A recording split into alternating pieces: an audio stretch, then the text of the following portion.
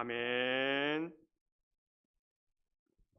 성경 말씀 함께 보겠습니다. 이 마태복음 13장 3절에서 9절까지입니다. 마태복음 13장 3절에서 9절까지입니다.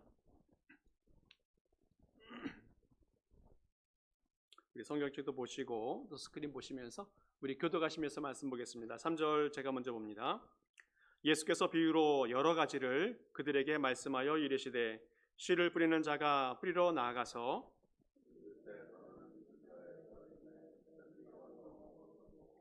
더러는 흙이 얇은 돌밭에 떨어짐에 흙이 깊지 아니하므로 곧 싹이 나오나 더러는 가시떨기 위에 떨어짐에 가시가 자라서 기운을 막았고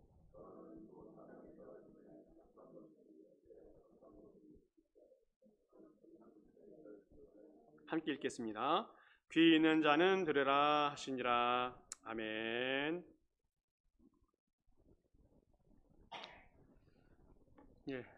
장로님 기도하시면서 내일이 광복절이다 말씀을 하셨는데 내일은 또 다른 의미가 있어요. 저에게도 또 이 교회도 있는데 내일이면 제가 부임한 지 딱 1년이 되는 날입니다. 새로운 분들 만나고 또 새로운 사역들을 해가면서 많은 경험을 해보게 되었습니다. 목회적인 일들도 경험하게 되어졌고 목회 외적인 어떤 경험들도 좀 많이 하는 기회였습니다. 특별히 조영상 집사님이 먼저 이 세상을 떠나시고 천국에 가신 그 일은 우리 마음의 참 아픔과 또 충격적인 소식이었다는 생각이 들어집니다. 한번 사람이 태어나고 살다가 가는 것은 당연한 이치이고 또 신앙적으로도 당연하게 받아들여야 될 일이지만 그래도 사람과의 이별이 좋은 것만은 아닌 것 같아요. 항상 아쉬움이 있고 또 뭔가 아픔이 있는 그런 것 같습니다. 지난번 교회에서도 제가 부임한 지 한 1년 정도 되었을 때에 이분과 같은 비슷한 사건을 한 번 또 경험하게 되었습니다. 그때 그분은 아내가 젊었고 또 중학교 아이들이 2명이나 있었어요. 아내는 그 이후에 우울증 때문에 많이 힘들어했고 또 아이들도 심리치료를 받으면서 오랜 세월을 보내게 되었습니다. 감사하게도 잘 극복하였고 이제 아내도 이제 잘 극복하였고 아이들도 둘 다 결혼을 했고 큰 아이는 아이들을 손주들을 4명 낳아서 잘 키우고 있는 그런 과정을 보게 되었습니다. 하나님께서 어려움이 있지만 힘든 일이 있지만 기도하면서 하나님께 의지하면서 살아가는 가정에게 하나님의 놀라운 축복과 은혜가 임한 줄 믿습니다. 어려움이 있어도 교회 떠나지 아니하고 힘든 일이 있어도 하나님 붙들고 살아간다면 그 가정에 슬픔보다는 기쁨이 또 아픔보다는 또 축복이 넘치는 그런 인생이 될 수 있을 것이라 기대합니다.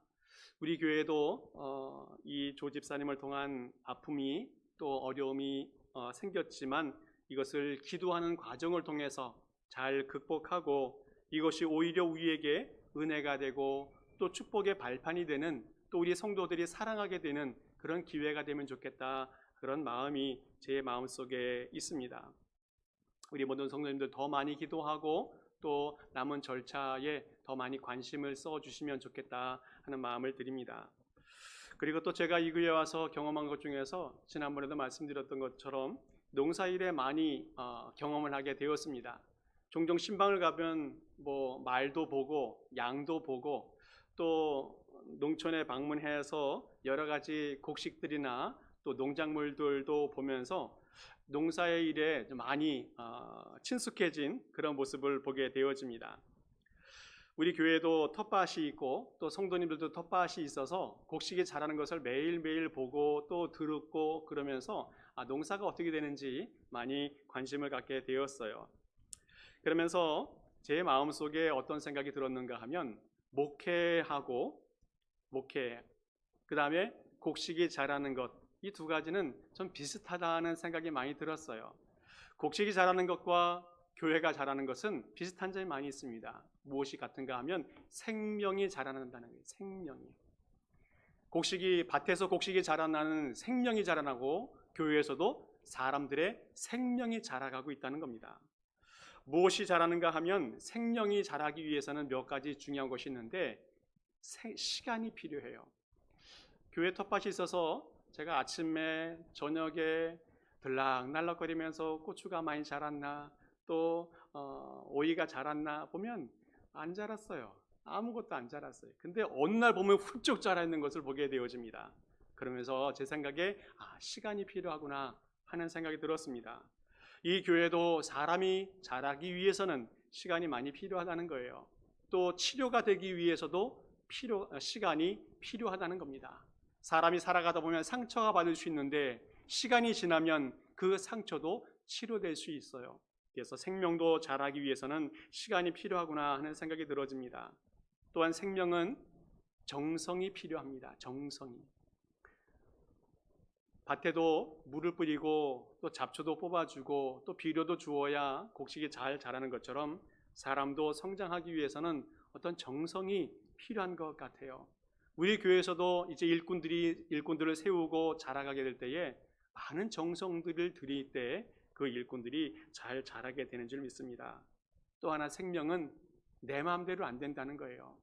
잘 자라고 있던 그 곡식들이 어느 날 사슴이 와서 이파리 다 뜯어먹을 때도 있고 벌레가 쫓아와가지고 벌레 때문에 이파리가 다 죽어버리는 경우들도 보게 되어져요. 그러면서 사람도 어쩔 때는 참 잘 자라가다가 큰 어려움과 시련과 또 어떤 죽음까지도 경험하는 거 보면서 생명은 내 마음대로 안 되는구나 하는 생각을 해보게 되어집니다. 곡식이 자라고 사람이 자라는 것, 열매가 맺어지는 것, 그것은 여러 가지 좋은 환경들이 공급되어져야 이 일이 될 수 있습니다. 좋은 씨가 있어야 되고 햇빛과 물이 있어야 되고 또 바람이 있어야 되고 영양분이 있어야 되고 또 좋은 날씨가 있어야 되고 또 비가 오는 날씨도 필요하고 어떤 곡식이 자라기 위한 내적인 외적인 조건들이 많이 있어야 되는데 대부분 인간의 힘으로는 조절이 안 되는 거예요. 내 마음대로 안 되는 것이 이 열매를 맺는 과정이라는 겁니다. 지금 한국의 소식을 들어보아도 역사적인 폭우가 쏟아져서 많은 사람들이 죽기도 하고 다치기도 하고 집이 잠기고 차가 멈추고 또 집안에 있는 사람이 감전사를 당하고 또 지하에 있는 사람이 그곳에서 수몰 되어 죽기도 하고 또 농작물에 많은 피해가 있는 거 보면서 이것은 인간의 능력과 내 마음대로 안 된다는 것을 다시 한번 생각해 보게 되어집니다. 그런데 곡식이 자랄 때 내 마음대로 할 수 있는 것이 있어요. 그것은 뭐냐면 내 마음을 조절하는 겁니다. 내 마음을 조절하는 것. 그래서 우리 주님께서 오늘 말씀하시는 것 같아요. 오늘 천국의 비유 중에서 씨 뿌리는 부위를 이야기하면서 그 밭에 대해서 이야기하는데 이것은 내가 어느 정도는 조절할 수 있는 여지가 있기 때문에 주님께서 말씀하신 것이 아닌가 하는 생각이 들어집니다. 곡식이 자라기 위해서 비를 많이 뿌려야 된다, 햇빛이 많이 비쳐야 된다, 바람이 많이 불어야 된다 이렇게 말씀하셨다면 우리는 할 수 있는 것이 아무것도 없을 것입니다. 그러나 그 밭의 상태를 잘 조절할 수 있다면 또 그렇게 하면 열매를 맺을 수 있다고 말씀하신 것을 보면 주님께서는 우리에게 우리의 마음밭을 조절할 수 있는 가능성과 또 기회를 허락해 주는 것 같습니다. 오늘 씨 뿌리에 대한 비유에 대한 말씀을 보았는데 우리가 천국의 백성이 되기 위해서 그리고 행복한 사람이 되기 위해서는 우리의 마음밭을 잘 조절해야 한다는 겁니다. 그리고 그렇게 해야 열매가 맺어지고 주님께서 우리에게 허락하신 행복의 열매, 천국의 열매를 얻을 수 있다라고 말씀하고 있어요. 먼저 팔레스타인에 농사하는 사람들의 모습을 보게 되어지면 농사할 때 우리처럼 이 밭을 먼저 일궈야 되는데 옆으로 고랑을 크게 만들고 이제 기둥을 세우는 것 같아요. 그리고 그 옆에 보게 되어지면 이제 사람이나 동물들이 다닐 수 있는 길을 만들고, 그 다음에 그 주변에는 이제 석회석이라고 하는 땅이 있어서 그 땅이 딱딱한 안방에 있고 그 위에 이제 흙이 덮여져 있는 그런 상황이 되어집니다. 또 그 주위에는 이제 가시밭 같은 것들이 좀 있다고 해요. 그래서 그런 환경들 속에서 이제 곡식이 심어지고 자라고 그런 것 같습니다. 농부들은 이제 우기가 되면, 이제 여기로 낮으면 이제 10월, 11월이 되면 우기가 되어지는데, 그때 이제 밭을 일구고 이제 씨를 뿌리러 나간답니다. 이제 자루에다가 씨를 담아서 가요.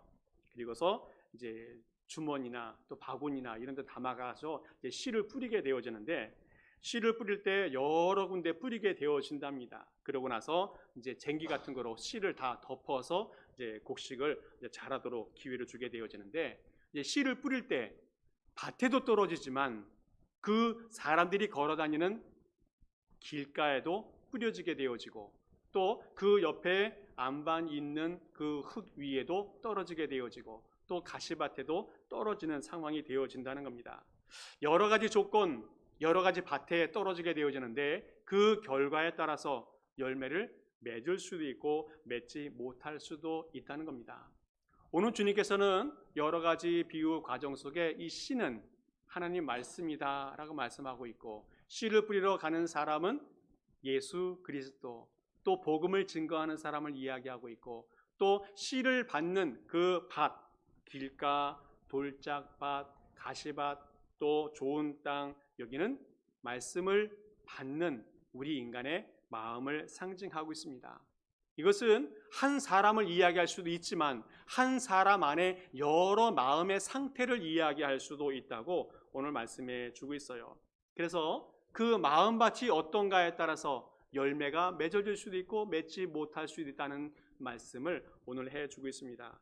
몇 가지 말씀을 오늘 잠깐 살펴보면 좋겠는데, 우리 마음이 어떠해야 열매를 맺을 수 있는지 잠깐 살펴보면 좋겠습니다. 먼저 마음이 길가 같은 사람이 있어요. 4절 말씀, 19절 말씀을 잠깐 보면, 뿌리새에 덜어놓은 길가에 떨어짐에 새들이 와서 먹어버렸고, 그것을 예수님께서 19절에 해설하는데, 아무나 누구든지 천국 말씀을 듣고 깨닫지 못할 때는 악한 자가 와서 그 마음에 뿌려진 것을 빼앗나니 이는 곧 길가에 뿌려진 자야 말씀하고 있습니다. 오늘 팔레스타인의 밭을 보게 되어지면 그 길가 같은 밭이 있다고 말씀을 드렸습니다. 사람들이 다니다 보면 그 밭이 단단해지어서 이제 더 이상 씨가 자라지 못하는 환경이 될 수도 있다는 거예요. 근데 그것은 일반적인 현상이라는 겁니다. 문제는 그 곳에 떨어진 씨는 새가 와서 먹어버린다는 거예요. 길가 같은 밭, 그것은 어떤 것을 이야기합니까? 하나님 말씀이 떨어졌는데 그 말씀을 전혀 받아들이지 못하는 사람을 이야기합니다. 오늘 성경에서는 그것을 악한 자다라고 표현하고 있습니다. 마가복음에도 누가복음에도 똑같은 비유의 말씀이 있는데, 마가복음에는 사탄이라고 이야기하고 있고 누가복음에는 마귀다라고 이야기하고 있어요. 중요한 것은 이 새가, 악한 영이 우리에게 찾아와서 우리가 받은 말씀을 빼앗아갈 수 있다라고 말하고 있습니다. 그러면 이 길가 같은 마음이 뭘까? 여러 가지로 해석해 볼 수 있는데, 먼저는 편견이나 또 선입견을 많이 갖고 있는 사람을 이야기합니다. 어떤 사람 보면 마음속에 다른 사람의 말을, 또 마음을, 상황을 받아들이지 못하고 새로운 것을 받아들이지 못하는 사람이 있습니다. 자기 생각에 가득 차 있는 사람, 다른 사람의 의견을 받아들이지 못하는 사람이 있어요. 바로 길가 같은 사람입니다. 그 사람들은, 다른 사람의 말을 듣지 못하는 사람은 하나님 말씀도 잘 듣지 못하는 것 같습니다. 이런 사람은 천국의 열매도 행복의 열매도 맺어가기 어렵다는 거예요. 오늘 성경 말씀, 요한복음 1장 말씀 보게 되어지면 예수님이 칭찬한 사람이 하나 나옵니다. 말씀을 잠깐 볼까요? 예수께서 나다나엘에게 자기에게 오는 것을 보시고 그를 가리쳐 이르시되, 보라, 이는 참으로 이스라엘 사람이라 그 속에 간사한 것이 없도다. 이 빌립이 먼저 예수님으로부터 전도받아서 예수님의 제자가 되었는데 빌립이 나다나엘을 찾아가서 전도하는 모습을 보게 되어집니다. 그런데 이 나다나엘이 이렇게 이야기해요. 나사렛에서 무슨 선한 것이 날 수 있겠는가? 일반적으로 메시아가 탄생하는 것은 예루살렘에서 베들레헴에서 탄생해야 되는데 나사렛에서 탄생했다는 것은 믿지 못하겠다 하는 겁니다. 나사렛은 시골촌 구석이고 멸시받는 땅이기 때문에 그곳에서는 메시아가 탄생할 수 없다는 선입견이 이미 있어요. 근데 빌립이 와 보라 라고 말 때 이 나다나엘은 예수님을 찾아가는 것을 보게 되어집니다. 나다나엘은 그 전에 가지고 있었던 선입견이나 편견들, 자기 생각들을 다 놓고 예수님이 정말 메시아인지 찾으러 가는 것을 보게 되어져요. 그때 예수님께서 말씀하십니다. 이는 참으로 이스라엘 사람이라 그 속에 간사한 것이 없도다. 하나님 말씀이 외쳐졌을 때 그 말씀을 순수하게 받아들일 수 있는 정말 그런 사람을 주님께서 칭찬하신다는 거예요. 자신의 생각, 자신의 지식, 그것이 절대화되어서 어떤 것도 받아들이지 못하는 사람이 있는데 그 사람이 딱딱한 마음을 갖고 있는 길가 같은 사람이 되어진다는 겁니다. 이런 사람은 하나님 말씀도 은혜도 능력도 경험하기가 어렵다는 거예요. 또 어떤 사람은 고집이 얼마나 센지 모릅니다. 자기 고집에 집착되어져 있어서 주변을 바라보지 못하는 사람들도 있는 것 같아요. 누가복음 13장 말씀 보게 되어지면 어떤 말씀이 있는가 하면 천국의 문이 닫혀진 후에 그 문을 두드리는 사람의 이야기가 나오고 있습니다. 그때 사람들이 찾아와가지고 문을 두드리면서 열어주십시오라고 말할 때에 예수님께서 이렇게 해요. 나는 너희를 모른다. 나를 떠나라 라고 말씀하고 있습니다. 그들은 이야기해요. 한상에서 함께 예수님과 먹었습니다. 또 길가에서 사람들을 가르쳤습니다 라고 이야기해요. 그런데 오늘 주님께서 무엇을 중요시 여기시는가 하면 사역이 중요한 것이 아니라 무엇을 했는가가 중요한 것이 아니라 예수님과 내가 어떠한 관계를 맺고 있는가를 주님께서는 중요하게 여기신다는 겁니다. 성경을 외우고 있어도 종교의식을 아무리 잘 행해도 예수님과 관계없는 삶을 살아간다면 천국의 문이 닫힐 때 그 안에 들어갈 수가 없다는 겁니다. 오늘 주님께서 우리에게 내가 바로 하나님 말씀을 받는 사람이 되어야 되고 내가 바로 하나님의 말씀을 받고 믿는 사람이 되어야 하며 그 말씀 안에서 살아가는 사람이 되어져야 된다는 겁니다. 바로 내가 주님과 연결되어져 있어야 되고 주님을 붙드는 사람이 될 수 있어야 한다는 것을 오늘 말씀해 주고 있어요. 오늘 우리 모든 성도님들은 세상 어느 것보다도 예수님에게 관심이 있고 예수님의 말씀에 관심이 있고 천국에 관심을 두고 살아갈 수 있는 모든 성도 될 수 있기를 간절히 축복합니다. 또 길가 같은 사람은 신앙이 습관화된 사람들이 있는 것 같아요. 신앙생활을 형식적으로 습관적으로 또 문화처럼 여기면서 살아가는 사람이 있는 것 같아요. 신앙생활이 습관이 되어버리면 마음에 감동이 없습니다. 또 믿음이 생기지 않는다는 거예요. 시간이 되면 주일이 되어서 교회를 찾아오는데 별 감동이 없이 그냥 차를 몰고 오는 경우 있어요.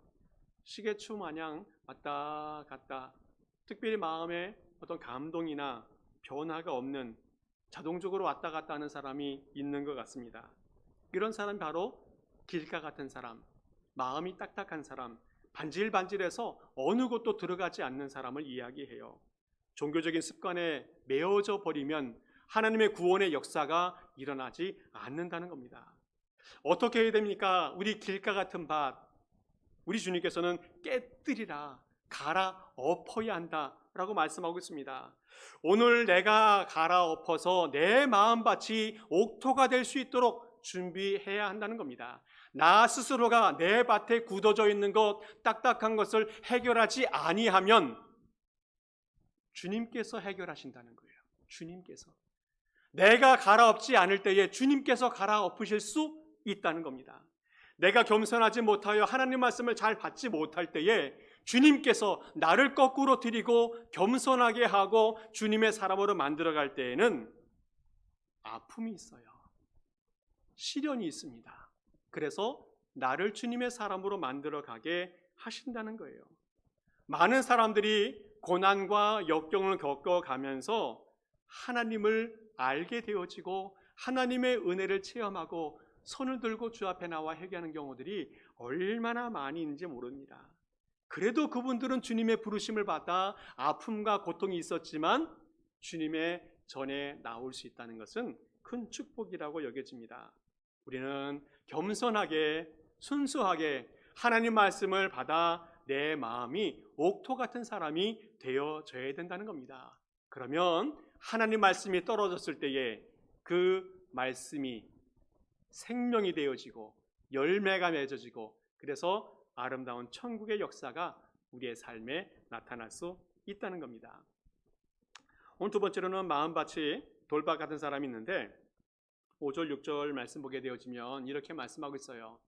더러는 흙이 얇은 돌밭에 떨어짐에 흙이 깊지 아니하므로 곧 싹이 나오나 해가 돋은 후에 다시 타서 뿌리가 없으므로 말랐다라고 말씀하고 있습니다. 그 뒤에 또 20절하고 21절에 보게 되어지면 예수님께서 해설하는 말씀이 나오는데 환난과 핍박이 오게 되어지면 넘어지는 그런 사람들에 대해서 이야기하고 있습니다. 여기 성경에서 돌밭이라고 나와 있는데 이스라엘은 대체로 그 바닥이 석회석으로 많이 되어져 있답니다. 그리고 석회석 위에 흙이 약간 뿌려져 있는 그런 상황을 이야기해요. 그래서 바위 위에 떨어지는 것과 거의 비슷한 상황이 되어지는 것 같습니다. 그래서 돌밭에 뿌려졌다는 것은 잠깐 씨를 뿌려서 그 씨가 그 싹을 틀 수는 있겠습니다. 그러나 해가 돋아버리면 말라서 죽게 되는 그런 상황을 이야기해요. 바위도 햇빛을 많이 받게 되어지면 따뜻해져서 이 뿌리를 내리지 않아도 이 싹이 틀 수 있는 상황이 되기도 하는 것 같습니다. 그러나 흙이 깊지 않아서 그 씨가 성장하지 못하고 결국 죽어버리는 그런 안타까운 일이 벌어져요. 오늘 성경에서 돌밭에 대한 의미는 무엇이냐면 깊이 있는 신앙이 될 것을 말씀하고 있습니다. 뿌리를 내려서 계속 성장할 수 있는 깊이 있는 신앙이 될 것을 주님께서 권면해 주고 있어요. 어떤 사람들은 말씀을 받을 때에 감정적으로만 받는 분이 계신 것 같습니다. 말씀을 받을 때 예배 드릴 때 할렐루야 아멘 하면서 박수도 치고 기뻐하고 즐거워하는데 나중에 왜 그랬습니까? 왜 좋아했습니까? 물어보면 잘 몰라요. 그냥 감정만 좋았던 것 같아요. 그냥 기분만 좋았던 것 같아요. 이렇게 감정적으로만 받아들이는 신앙은 지적으로 성장이 안 되어져서 열매 맺기가 참 어렵습니다. 말씀을 받을 때에는 마음으로만 받는 것이 아니라 마음과 머리와 온 삶으로 받아야 하나님께서 그 말씀의 열매를 맺게 해 주신다는 거예요. 말씀은 한 부분으로 받는 것이 아니라 우리 온 삶으로 받아야 된다는 겁니다. 뜨거운 가슴으로 받는 것도 좋지만 마음으로만 받게 되어지면 잠시 후에 사라져버리는 것을 알게 되어져요. 또 어떤 사람들은 말씀을 받을 때에 지적으로만 받는 분이 있습니다. 말씀이 오라, 또 좋은 말씀이야 라고 생각은 해요. 그래서 그 말씀에 매력이 되어져서 점점 끌려가기도 합니다. 그런데 문제는 가슴이 차갑다는 거예요. 이런 사람은 열매를 맺기가 어렵다는 겁니다. 잠깐 무엇인가 깨달음이 있었지만 그것이 지속되지 못하고 멈추어 버리면 결국 그 말씀의 씨앗을 잃어버리게 되어진다는 겁니다. 또 어떤 사람은 의지적으로만 받는 사람이 있어요. 하나님 말씀을 도덕적으로 받는 사람이 있다는 겁니다. 예수님의 말씀을 성인의 말씀인 것처럼 또 하나의 도덕률처럼 받아들이고 적용하는 사람이 있어요. 선하게 살아야 돼. 희생하며 봉사하며 헌신하면서 살아야 돼. 이것이 좋은 것이야. 이렇게 생각하며 사는 사람이 있습니다. 하나님 말씀을 도덕으로 감동받고 또 그 삶에 적용하지 못하면 열매가 없다는 거예요. 우리 속에 생명의 변화가 일어날 수 있는 그런 삶이 되어져야 된다는 겁니다. 선교를 가보면 나라마다 좀 특징이 다른데 특별히 회교국이나 이제 신앙을 핍박하는 나라들 속에서 세례받는 일들을 참 보기 어려운데 종종 있는 것을 보게 되어져요. 파키스탄이나 방글라데시 또 회교국에 가게 되어지면 세례를 받을 때에 세례 받은 사람이 그 족속과 또 가정과 또 그 가문에서 쫓겨나는 것을 보게 되어져요. 또 선교사님들도 쫓겨나서 그 나라에서 추방되는 일들도 종종 있는 것 같습니다. 세례를 받고 주는 것은 정말 순교를 각오해야만 가능할 만큼 어려운 일인 것 같아요.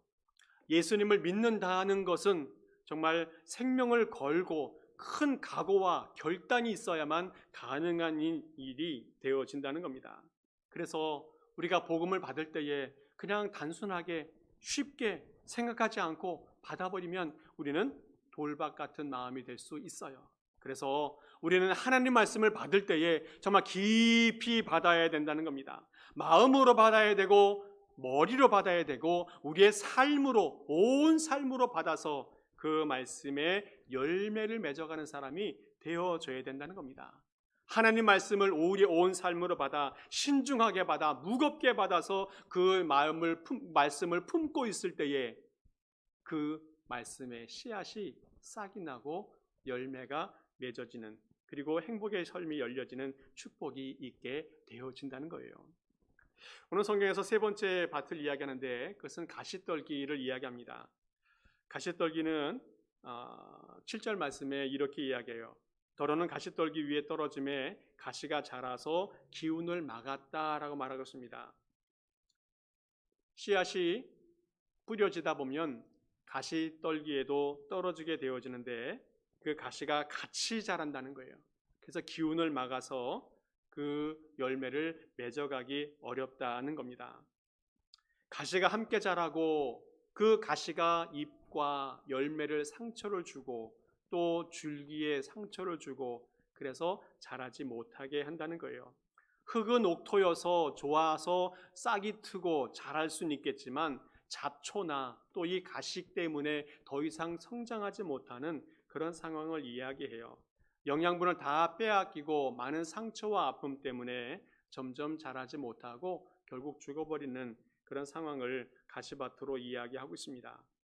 오늘 주님께서 이 상황을 22절에 이렇게 이야기하고 있어요. 가시떨기를 세상의 염려와 재물의 유혹이다 라고 이야기하고 있습니다. 세상의 염려가 우리로 하여금 자라지 못하게 하고 열매를 맺지 못하게 한다는 거예요. 캐나다 심리학자인 어니 젤린스키라고 하는 사람이 모르고 사는 즐거움이라는 책에서 이런 이야기를 했어요. 사람들은 걱정을 하고 있는데 이 걱정의 퍼센테이지를 한번 정리해 본 것 같습니다. 40%의 걱정은 절대로 현실에서 일어나지 않는다는 거예요. 지구가 망한다든지 지구가 깨진다든지, 그죠? 그리고 또 30%의 걱정은 이미 일어난 일이라는 겁니다. 옛날에 아팠던 일들, 어려웠던 일들, 이런 것들 때문에 힘들어한다는 거예요.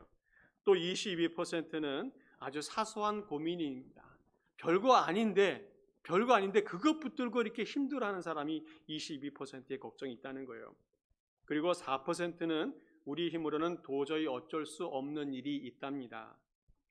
그리고 4%는 이제 내가 해결할 수 있는 일이라는 거예요.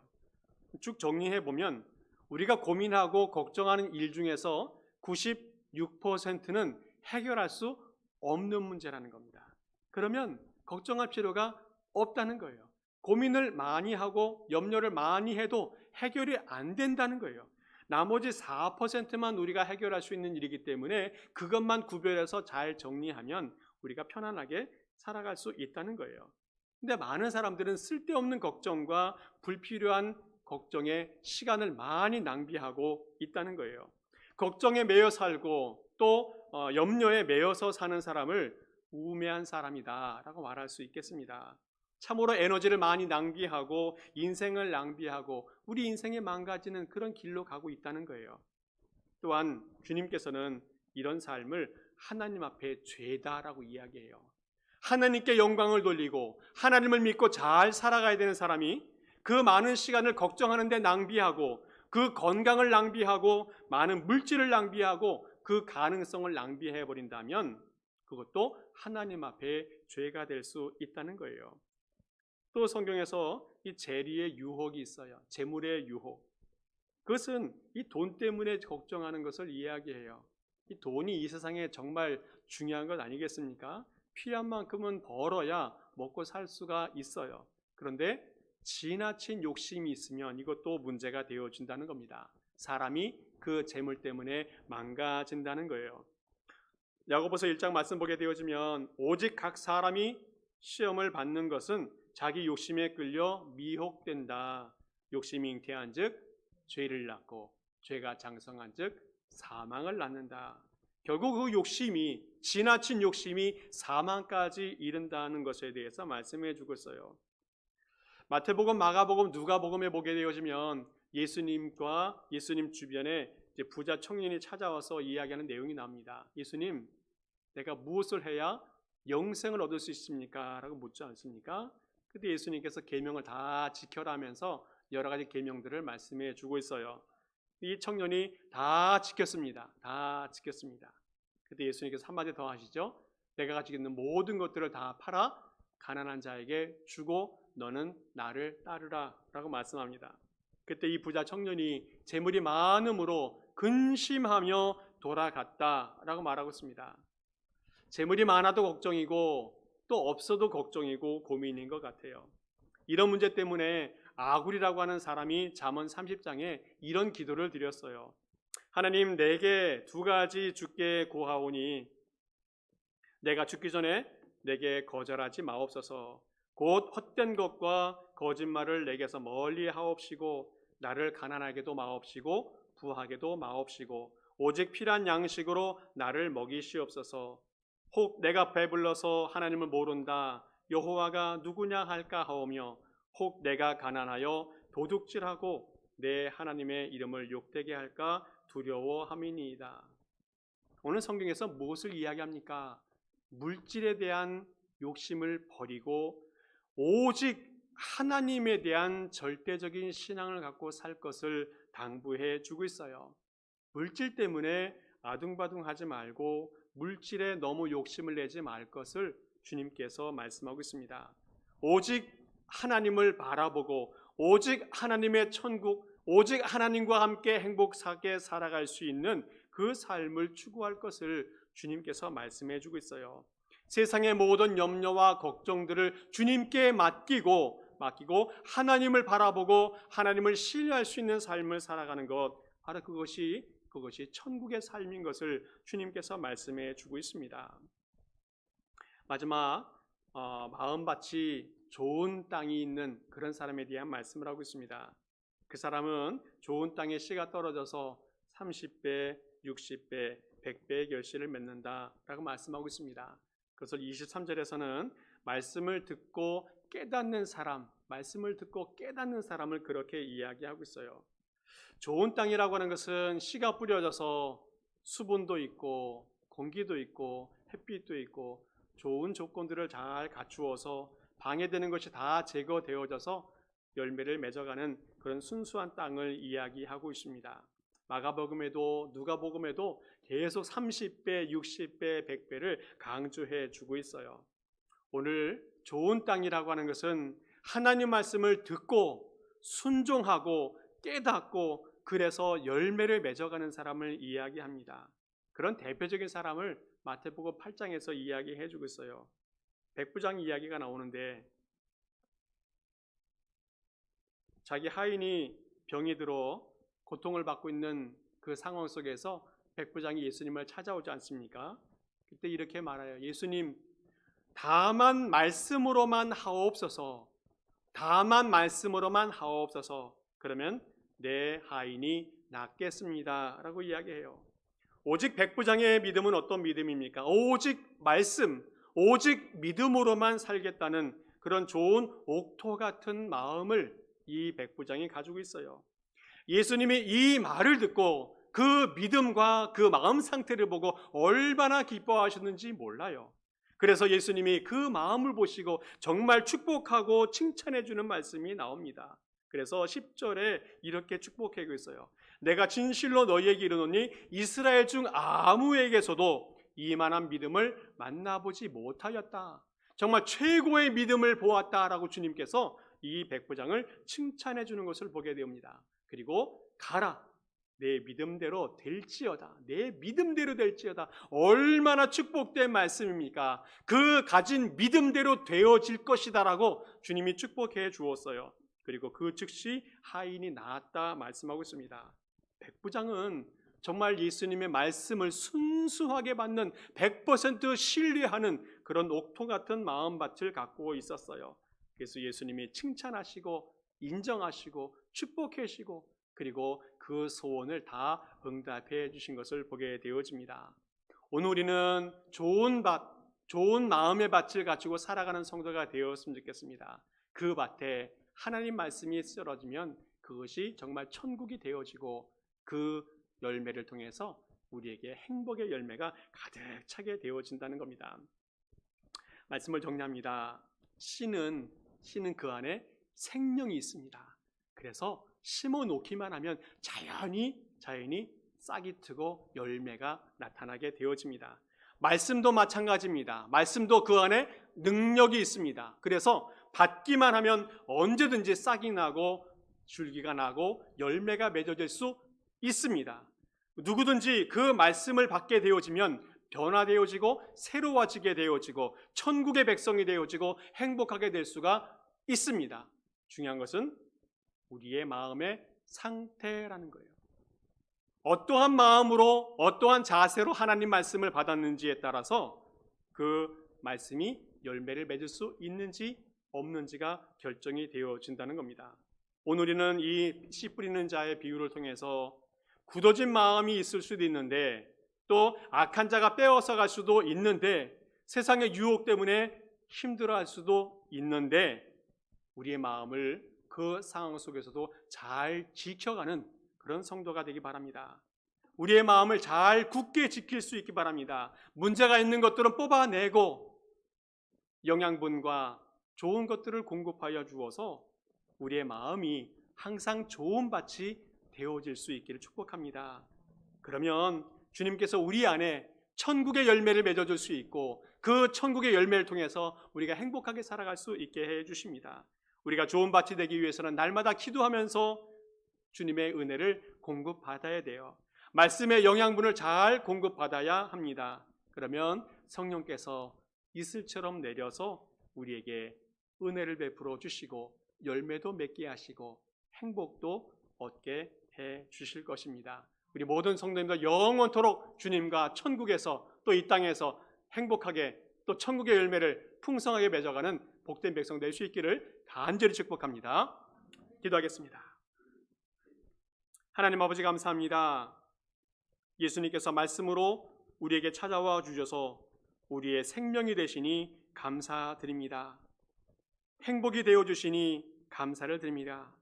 우리가 우둔하여서 종종 우리의 생각과 고집에 집착하고 세상의 환경에 매여 살았던 것을 용서하여 주시고 긍휼히 여겨 주시옵소서. 이제는 주님의 말씀을 잊어버리지 않도록 우리를 잘 지켜가게 하여 주옵소서. 그래서 주님이 약속한 천국의 축복과 행복의 삶을 다 누려가게 하옵소서. 감사드리며